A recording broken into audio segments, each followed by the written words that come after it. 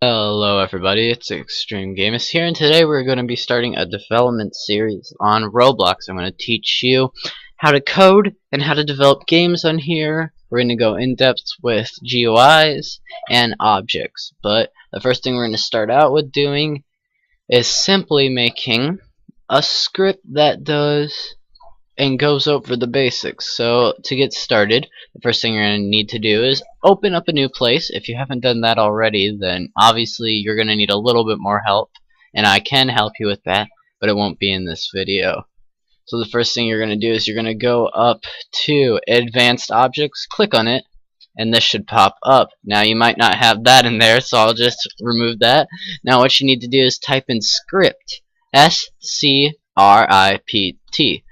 Now the first thing that should show up and highlighted in blue is script. You don't want local script or model script. We want script. So just pick that one and double click, or you can drag it, but I prefer double clicking. First thing we're going to do is clear that print hello world so that we can get down to the real business. Okay, now that we have done that, we are going to need to start with our code. Now, simplest thing to do this is to remember that Lua reads from top to bottom. So whatever you write on top, it's going to be prioritized to be done first. So let's start off by doing a math equation. We are going to be doing print. This prints to the output. The output is located wherever you have it. It's another item you can have added in the view section. You just click on that. I don't have it open at this time, which I should probably, so I'll just do that now. Why don't I? Go to view and then click output, and now it's down here, and that will output what prints out or other things that Roblox wants to tell you. So the first thing you'll want to do is do print and then 5 plus 1. Now right there it will print what 5 plus 1 is. So that is really simple. That will print 6 in case you haven't caught on yet. Okay, now let's get a little bit more complicated, shall we? So delete this unless you want to keep it. But now we are going to do another way of doing this. For starters, I'm going to create a variable. I'm going to do num1. Now you can this can be whatever you want. This can be number 1. This can be number. Well, no, don't do that. It's better not to label it in full caps. Number 1. Number 180 twist. You can, it doesn't even have to be number, it can just be hello. You can name it whatever you want. So I just wanted to get that across. A variable, it can hold an item. For example, I can do parent equals script, which would be located right here at script, and dot parent, and that would get me to workspace. So now parent is workspace, but we're not getting to that yet. So we're just going to do num1, and then we're going to do equals 5.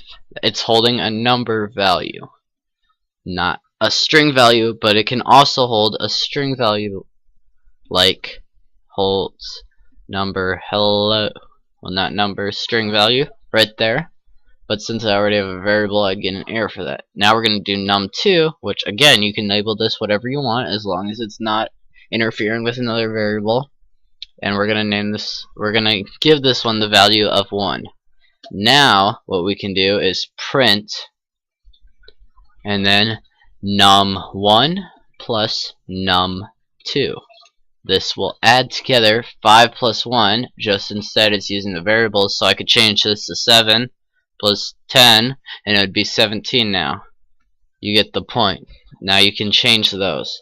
And if you want to test those, all you need to do is go over to place and then click run. It will now hopefully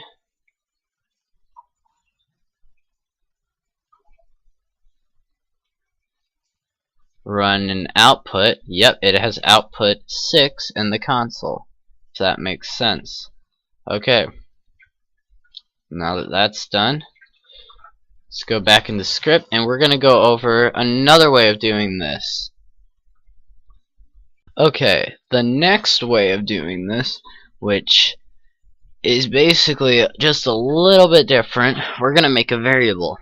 But instead of this variable holding one number value, it's going to hold a number value plus a number value. So 5 plus 1, which means it would be equal to 6. And also, just taking gap out there, this has no relevance to what we're doing, but if you put 2 lines, it will not read that. Anything past those 2 lines on the line of code, like 1, number 1, that's saying what line you're on, and anything past these 2 lines will not be read when it is performing the script. But anyways, 5 plus 1, which we could just put 6, but just for learning purposes, we're going to put 5 plus 1. Now I can just do print answer, and that will do the same exact thing as before. And you can test that by doing run, but I'm not going to do that. You can though. You can also print text doing, for example, print, and then you need to put that character and then type in stuff like hello. You can type in whatever you want. It doesn't have to be in caps. I'm just doing that as an example. Hello. And if you want to add in variable, just do hello and then num1. Even though it's not defined, you get the point. But remember, you have to end the text. And then it would print hello. And if we define num1, we'll do hello bman. It would say hello bman. So that's how that works. You can also do, of course, print num1 if you would like, and just define num1 before it, not after it. If I do num1 equals hello, it will also, when you're doing that, you need to put the same thing around it to define it as text. I forgot to mention that. Num1, but it will not define it because the variable has not been defined before you print it. On the other hand, though, I put it in front of it, and now it will work. So that's how that works. Now we're going to get into something a little more complicated. Okay, this part is confusing, I guess, if you are new. So here's what we're going to do. We're going to make a script that says, okay, if the answer is equal to 6, then it's going to say your answer is equal to 6. Congratulations, you know? But if it's above 6 or below 6, then it's going to say you did your math wrong. You didn't get 6.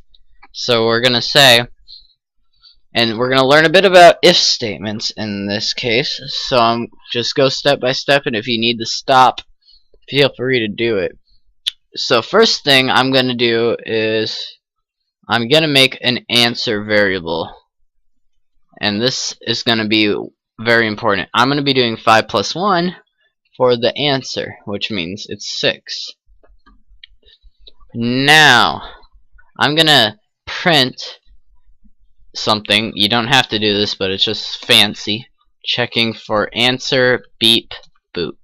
Kind of like a robot loading. And since I'm doing that, I'm going to make it wait 5 seconds.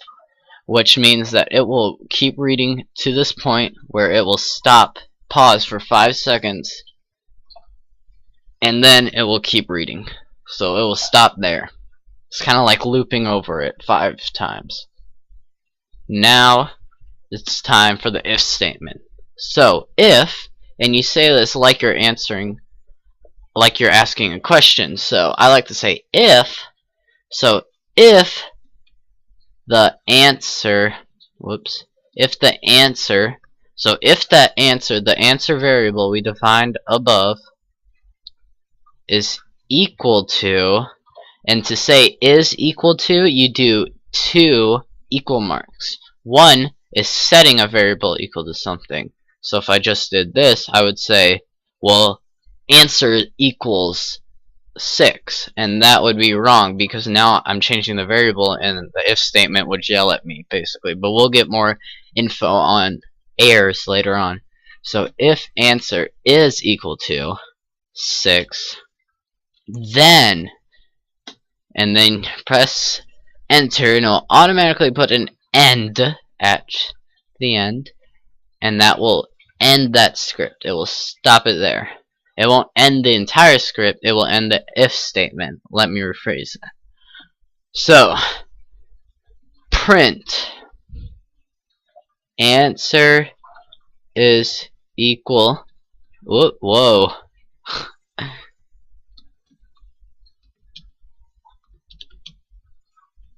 Whoops. Just a few mess ups there.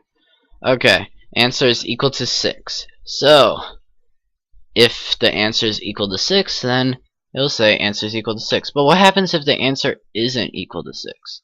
Well, there's plenty of ways you could do this. You could do another, like, if statement if you wanted to, but that wouldn't really work. I'm going to tell you the most efficient way.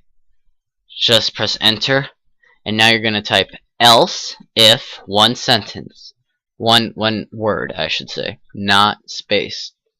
Else if, and then you're going to do answer is less than, it's just like alligators in kindergarten or whatever, if you remember those. The alligator eats the bigger number, and since it's pointing towards answer, so it would eat answer. If answer is bigger than or equal to 7, then you do this, and you don't need an end statement for that. And then you do print the answer is greater than 6. You got, and then we're going to do what we did before, defining a variable. We're going to do ... answer. And now it will paste in the answer. But that will only do it for if it's anything above 7. So, if we want it to be below, then answer is less than or equal to 5. Then print the answer is less than 6. You got answer. And there. Now let's try it all the way. So when I run it, checking for answer, beep boop, answer is equal to 6. Says it right here in my output area. Now, if I, for example, do 5 plus 5, answer should be greater than 6. Checking for answer, beep boop, which, like I said, is not necessary, but I just decided to do that. The answer is greater than 6. You got 10. And another thing I should say is, since it's like on, see how it's like right, like connected to got? To change that, just put a space. It will detect spaces. So if you put a space in there, that should fix it. And now, let's just do 5 minus, which is another way of doing it. Click run. Checking for answer, beep boop. The answer is less than 6. You got 2. See? And there you go. That is how to do that. After testing it, which is a very important part of scripting, you probably got the same thing as me, hopefully. So, I'd like to thank you guys for watching this episode. We are going to get much more intense and in-depth for those who already know this stuff. I just decided I should make a little video series about it. Next week's episode, we're going to get into creating GUI, and we're going to start talking about UDIM. UDIM and C-framing to allow us to move around objects and the GUI position, and also Vector 3, we're gonna get more in depth. And if you know what I'm talking about, then you know it's a little bit confusing at first, but there's something called the Roblox Wiki, and it is wonderful. We're also going to be talking more about getting children, like get children, and functions like mouse button, one down. So if they click on the GUI, it will do something. Anyways, though, that is all for now. I'd like to thank you for watching. All the source code should be down below. If it hasn't been, just wait. I should be posting it later. And thank you for watching. If you have any questions, post them down and I will get to them in the next week's episode. I'm also going to be doing some other fun videos, so make sure to subscribe to my channel to see all the fun recording I'm going to do. I'm thinking about a Civilization series and Gary's mod, but you tell me what you want to see. Thanks, bye.